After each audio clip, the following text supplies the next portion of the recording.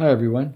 I had a thought recently about the divine name that's used in Psalms 83:18, Exodus 6:3, Isaiah 12:2, Isaiah 26:4. That's the four places it's placed in the King James Version.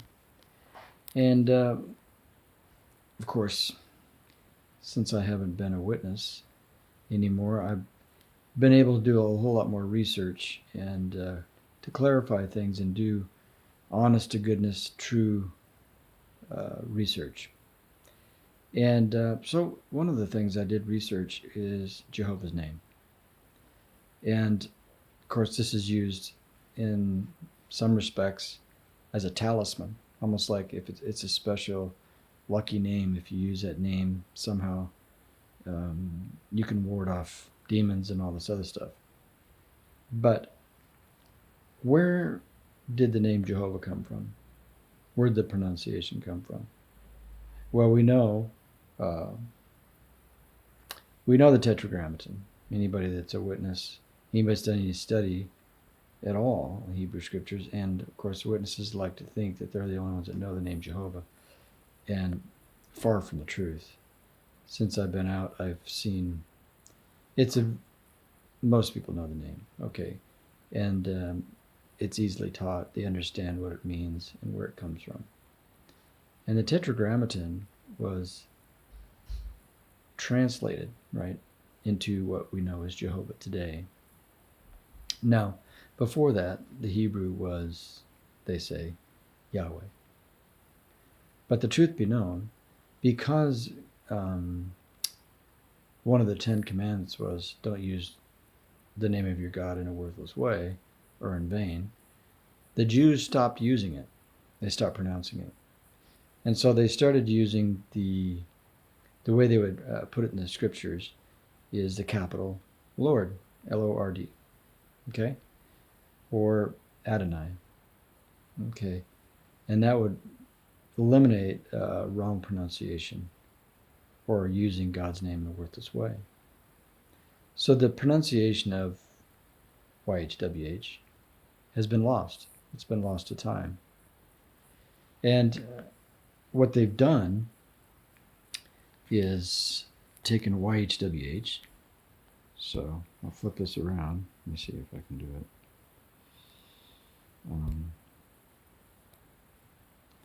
Let's see here. Anyway, they've taken YHWH.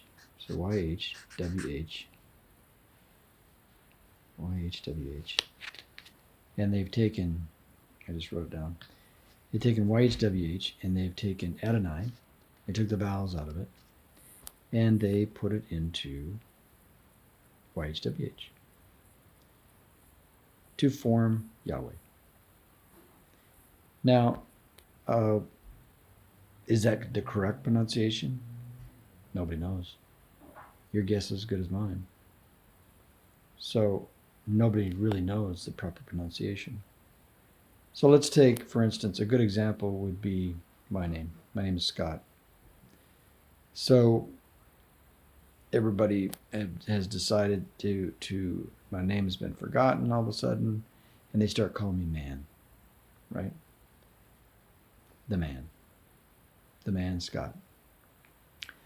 And so all we know now is SCTT, okay? All we know is SCTT. How do you pronounce that? Skip. I don't know, 1,000 years from now, how would somebody pronounce it? Skip, or if it changes, languages change, this, that, and the other thing. But let's say you take man, and take the vowel out of man, right? And you take skip, just the consonants, and you take man, the vowel out of man, now you have scat. And everybody starts calling me scat. Scat. It's not Scott anymore, it's scat.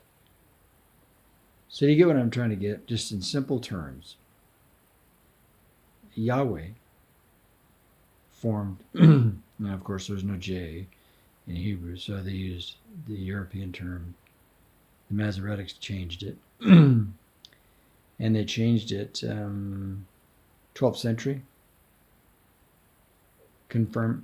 changed it from using the capitals of Lord. And William Tyndale was kind of pivotal in that, in the English language, where he started putting in the name Jehovah, which is absolutely, unequivocally made up name. So if I'm God, and my name is very important for everybody to remember, wouldn't he made it very clear how it was pronounced? In fact, he would have used the word, or Jesus, to tell us what his name was. And not once in the Greek scriptures did Jesus use his Father's name. So in Matthew 6, 9, and 10, what did he say? He said, pray this way. Our Father in heaven. Hallowed be the name. Sacred is your name. Your name's sacred. Well, that's fine. Your name is sacred. The Father's name is sacred. His character is sacred. He is sacred to Jesus. He's sacred to us.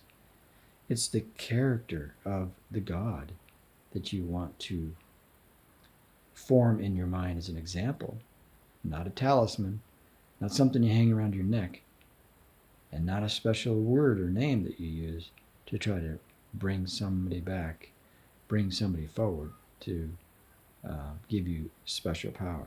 It's not a special name because it's not even correct. So think about that. Just use a little logic. Take your name, take the consonants, remove the vowels, add man or woman, take the vowels out and throw them into your name and see what your name becomes. Okay? Would you want people calling you by that name? Not likely. And a more personal way to talk to your Heavenly Father is Father. Because Jesus said, don't call anybody Father. And I don't care what the preachers say or Catholic priests tell you. He's made it very, very plain. Don't call anybody Father on this planet. Except your Heavenly Father. And certainly don't call him Holy Father. So, give God honor. Give Jesus honor. And be personal with your Heavenly Father and personal with Jesus. Because that's how you have a relationship with your Heavenly Father, is by calling him Father. You don't have to have a special name that you've come up with, that you've made up. And it is made up. So, for all of you out there that are concerned about pronunciation, I don't think it's even an issue at this point, because God didn't make sure we knew it. And as far as Revelation goes, it says that Jesus comes back with a new name, only a name he knows. And maybe we'll know the real name when we're actually pure and holy and sinless. But until then, get a personal relationship with your Heavenly Father. That's more important. And the best way to do that is to read the Gospels of Jesus, because he's the closest thing you can get to what the Heavenly Father was, is who Jesus. Because he came in his Father's name. Because God gave Jesus his name. Think about that. Yeshua. He gave Jesus his name. So that's pretty much the opening to the real name, isn't it? So I thought I'd share that with you. It's something I'm sure most of you know that. But for the ones that are Jehovah's Witnesses that are completely indoctrinated, and you want to have truth, and you want to say you have truth, then look up where Jehovah's name comes from and be honest with yourself, right? How did Jesus actually ask or talk to his Heavenly Father? He never used Jehovah's name, okay? He never used a made-up name. He called him Father because it was personal, and we should take it personal too if we're children of God or sons of the Father. Anyway, toodaloo, have a good day, and we'll talk to you again next time.